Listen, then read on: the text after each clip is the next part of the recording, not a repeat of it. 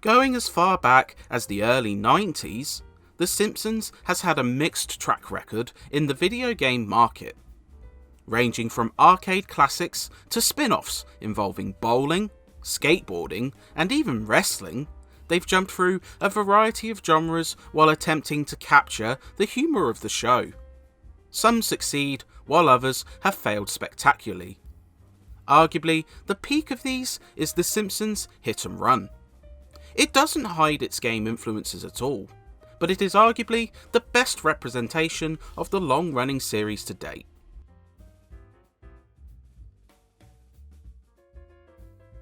Written by the same folks behind the show, Hit and Run has many strange events running through it. Surveillance wasps descend upon Springfield, ominous black vans are spying around the town, and crop circles are forming.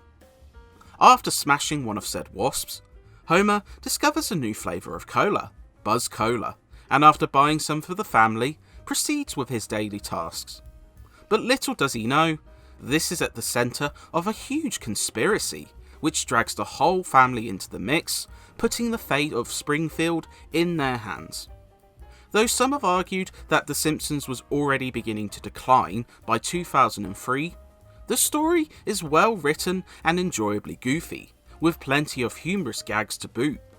It's a faithful, feature-length story of the show, which will please fans. Homie, Lisa left for school without her science project. Can you get it to her?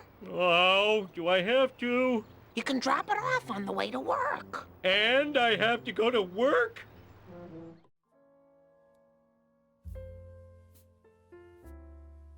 Taking place over several chapters, while swapping between 4 members of the Simpsons family and Apu, you partake in story missions which regularly involve driving, leading many to label it as a Grand Theft Auto clone at the time. Many of these are time challenges. Some force you to destroy vehicles, and others task the player with keeping speed with a vehicle you're tailing.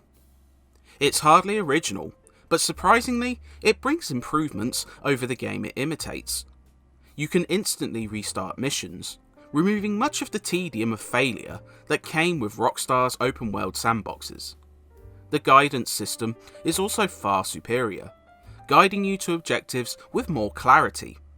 Even smaller touches, like accessing your vehicles, are made simpler.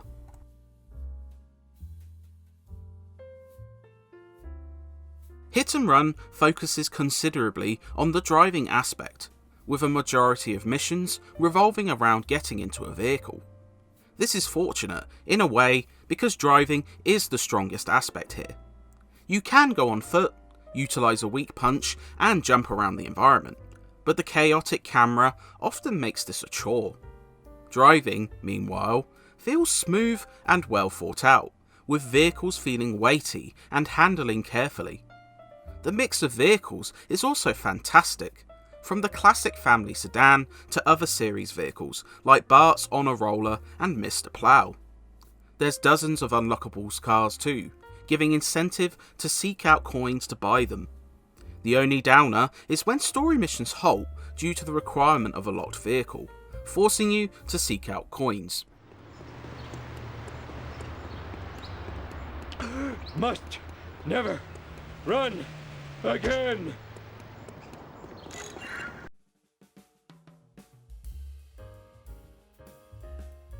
The game isn't flawless.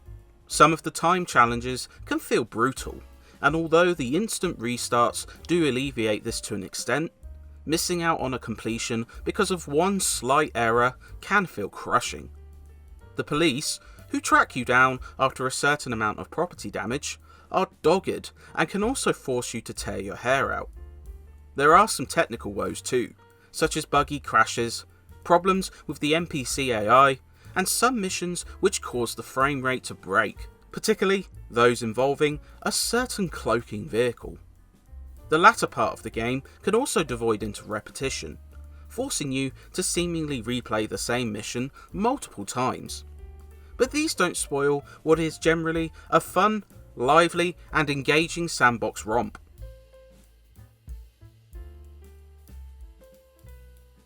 Visually, although far from technically smooth, Radical captures the feel of the show.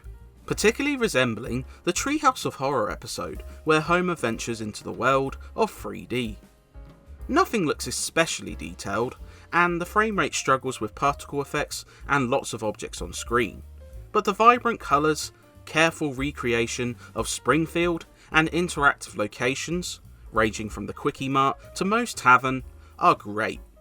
The sound is even better, with the cast of the show returning to voice their roles and doing an excellent job.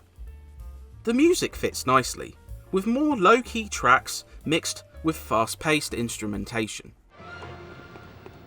Shouldn't you be in class?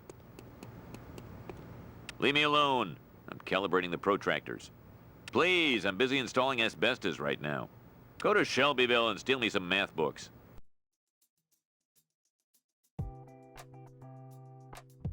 There's a decent amount of content here too.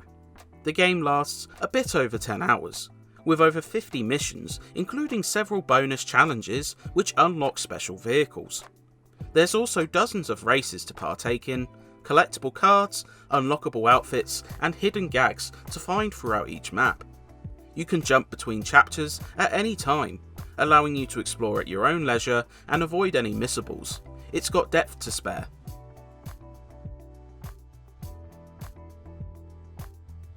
The Simpsons Hit and Run is easily the most faithful game to come from the long-running animation, but it's also a remarkably well-crafted sandbox game.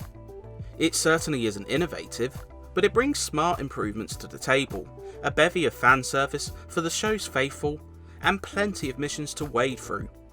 It has some issues here and there, mainly technical deficiencies, but it's not enough to spoil the enjoyment. For fans of both Simpsons and open world driving games, this one is easily worth a look. See, Montgomery Burns, I know you're guilty. Accused! Sir? Fine, I admit it. I had Amelia Earhart's plane shot down. That hussy was getting too big for her jodhpurs.